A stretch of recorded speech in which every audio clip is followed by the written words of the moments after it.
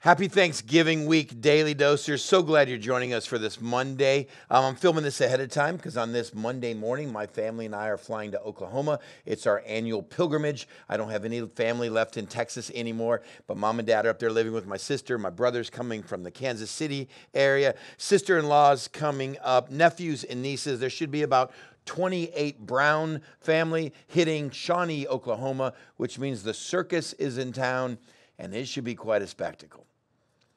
And what we've been teaching over the last few weeks and months in the life of Jesus is going to guard my heart and mind through this week of extended family.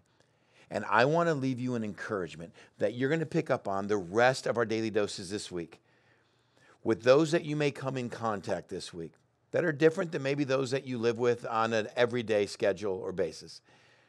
Because this week, more than ever, we're going to need some grace. We're going to need some patience. But this week, maybe more than ever, we can have the ability to make an impact, to show love for the sake of Christ and his kingdom like never before.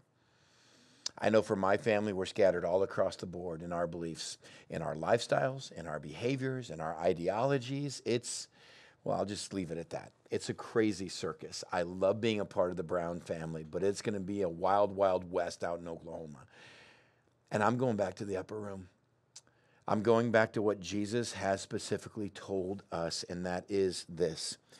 A new command I give you, love one another as I have loved you, so you must love one another.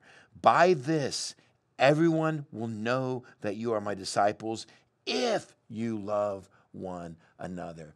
North Coast, here's what we've been doing for the last 46, 47 weeks. We've been studying the life of Jesus. This is what I encourage you to do. This right here is our mantra for this week. Now, I know it's supposed to be for every day of our life, but for this week, we're going to double down on it.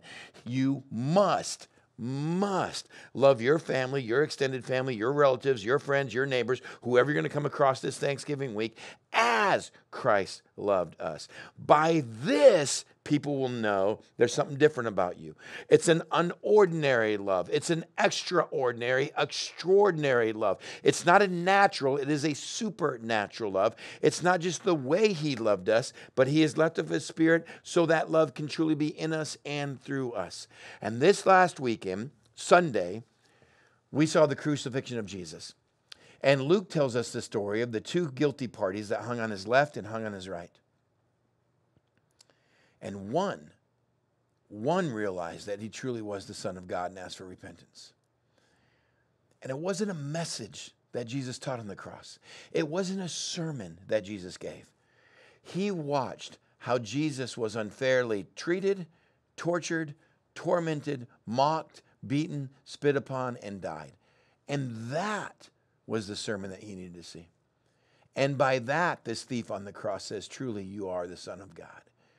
May our lives this week, amongst our friends and family, be the greatest message ever preached. Now, there's different than just going, oh, I'm a good person, therefore everyone knows I'm a Christian. No, we need to use words. I think there needs to be more than that. But in this season of relationship, Thanksgiving and on to the Christmas season, may our simple life be the greatest sermon by how we handle temptation, by how we handle struggle, by how we handle family drama, family disputes. May our life be a message that Christ is King and Lord of us. And may we love in the exact same way he loved us, with his Spirit. May we not take our Bible thumping to our families. May we not get drawn into arguments. May we not be a house filled with drama. May we love the way Christ loved us, with his Spirit. And may how we handle the events of Thanksgiving be the greatest message our family has ever seen. May we guard ourselves in the words and the life and the Spirit of Christ.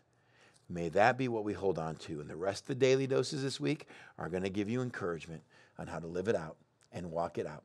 Because this season, we truly have the greatest thing to be thankful for. It is a Christ who loved us, died for us, and gave us his Spirit so he could live through us and love others the way he loved us. That is our Thanksgiving.